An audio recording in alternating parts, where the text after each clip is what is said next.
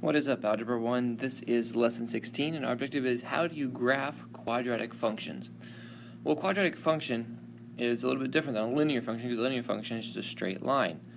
But a quadratic function doesn't have just like an x squared plus a constant, or an x plus a constant, it has an x squared term in it as well.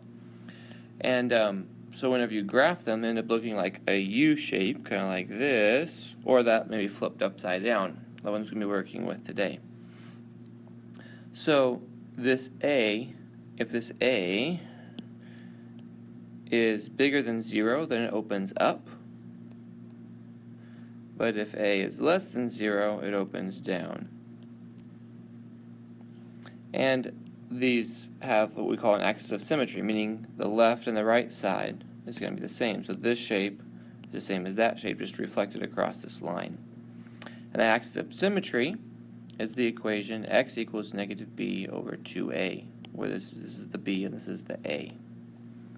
And the vertex is that lowest point. It's on the axis of symmetry. The lowest point, or if a is negative, it's going to be the highest point. And that vertex has the same coordinate as this, right, because it's on here. And then you have to plug that number in to find the y coordinate of that. And the c, this constant on the end, is the y-intercept where it crosses the y-axis. So let's see if we can try one of these. First of all, I guess, let's identify what a is equal to. In this case, it's negative 2. Since it's negative, I know it's going to be opening down. B is equal to 4. That's the number by x. And then c is equal to negative 3. So let's find the axis of symmetry.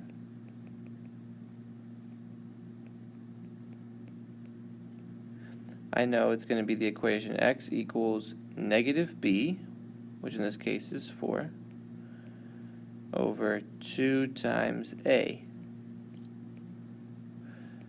Well, this is going to be negative 4 over 2 times negative 2 is negative 4, which is going to be 1, so I have the equation x equals 1, which you'll remember is a vertical line through the 1. So I'm going to draw a dotted line right here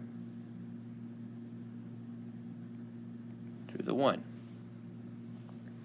Now to find the vertex,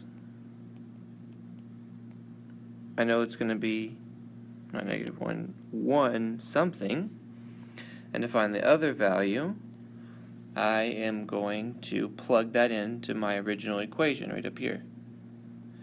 So I'm going to say y is equal to negative 2 times 1 squared plus 4 times 1 minus 3. Well, 1 squared is 1, so this is going to be negative 2 plus 4 minus 3. Combining those two together, I get 1. Negative 2 plus 1 gives me negative 1. So the y is equal to negative 1. So now I have this point, 1, negative 1. That's my vertex. Then I know my y-intercept, right? Because now I've found my vertex, my axis of symmetry, my y-intercept is going to be this number right here, negative 3. So I'm going to put a point right here, negative 3. And notice here I have my axis of symmetry. So that means I know if it's 1 to the left here, I'm also going to have a point 1 to the right. And if I want to find maybe one more point, just to graph that, I'm going to plug in 3 and see what I get. So I'm going to try to find the point that has 3 something. So now I'm just looking for the y. So y is equal to negative 2 times 3 squared plus 4 times 3 minus 3. Well, 3 squared is 9 times negative 2. It's going to give me negative 18 plus 12, because 4 times 3 is 12, minus 3. So it's going to be combining those two together. 18 minus 12 is 6, so negative 6, so it's going to be negative 9.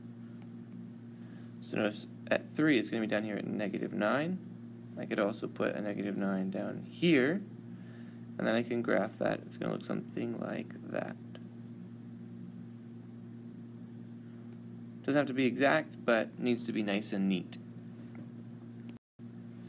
Alright, so a couple things here. If we're looking for roots, sometimes it will call them roots, sometimes it will call them x-intercepts, where across the x-axis. We also call them solutions or answers, or where the function is 0. Those are all synonyms. And a cool thing about parabolas is when an object is thrown or kicked into the air, it follows a parabolic path, meaning it has the shape of a parabola. And you can calculate its height in feet after t seconds using this formula, h equals negative 16t squared plus vt plus s. The initial velocity, or how fast it's moving, is v, is that v right there, and s is the starting height of the object in feet. Okay, so now we're going to do number 5, which is like the one on the back of your worksheet. And notice it says the vertex, we talked about that, the axis of symmetry, the y-intercept, but notice now also it asks for the x-intercepts, or maybe they might call it roots or something like that, but this is where it's going to cross the x-axis. So let's talk here. A is the number in front of the x squared, which in this case is just a negative 1. B is the number by the x, which in our case is 0 because there is no x term. And then C is equal to 1. So let's see here. Axis of symmetry is where I'm going to start off.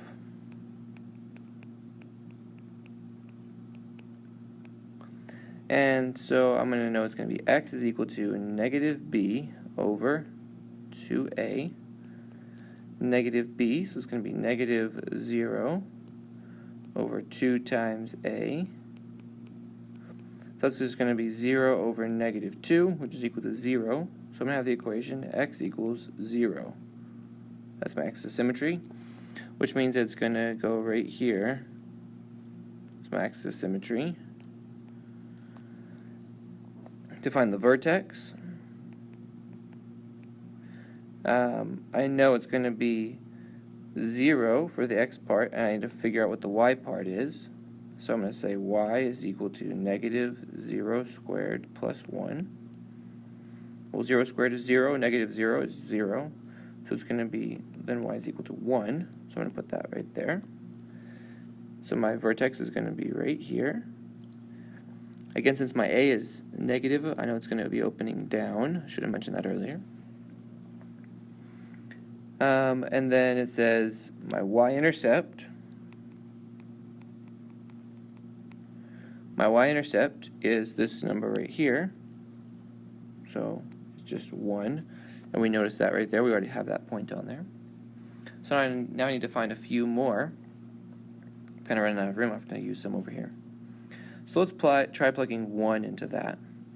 So we'll say y is equal to negative 1 squared plus 1. So it'll be negative 1 plus 1, which is equal to 0. So I'll have the point where x is 1 and y is 0. There's a point. And since I have an axis of symmetry there on the y-axis, I can also put that point there. Let's try it again with 2. So I have y is equal to negative 2 squared plus 1. Y is equal to negative 2 squared is 4. So y is equal to negative 3. So I have the point 2 comma negative 3. 2 comma negative 3. Again, x of symmetry means it can reflect it and put it on the other side. Maybe let's try one more point here with 3 in there. Y is equal to negative 3 squared plus 1. Negative 9 plus 1 is going to be negative 8. So I'll have the point 3, negative 8. 3, negative 8 is here. And axis of symmetry implies I also have one there. So this one's going to look like this.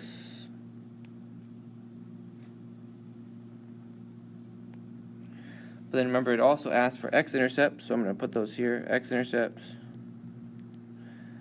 is going to be at, I don't need it like that. It's going to be at negative 1 and also at 1 because I'm looking here. Right there crosses the x-axis, and right here crosses the x-axis. So I have several parts to my answer. There's an answer, here's an answer, here's an answer, here's an answer, and then of course the graph.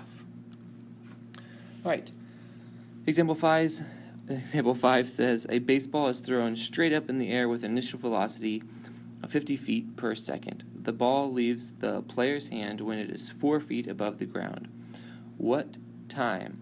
At what time does the ball reach its maximum height? So we're looking for a t value whenever it's at its vertex, at its maximum height. Right? Because the ball is being thrown up and then back down. So here's going to be its maximum height. And it's wondering how long it's going to take that t to get up to that maximum height. So let's go ahead and just plug in the numbers that we have. So I have h is equal to negative 16t squared plus this velocity of 50 feet per second, so it's going to be 50t, and then 4 feet above the ground, so it's going to be plus 4. So really, I'm looking for the coordinates of that point. This will tell me the y value will tell me how high it was.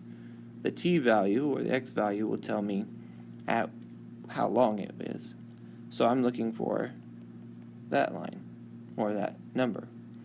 So then I'm going to use that axis of symmetry. So it's going to be negative b over 2a. In this case, this is a. I guess this is a. This is b, and this is c. So then negative b is going to be negative 50 over 2 times negative 16. It's going to be negative 50 over negative 32. It's going to be a positive, 25 over 16, which is approximately equal to 1.56. And this is in feet per second, so it's 1.56 seconds.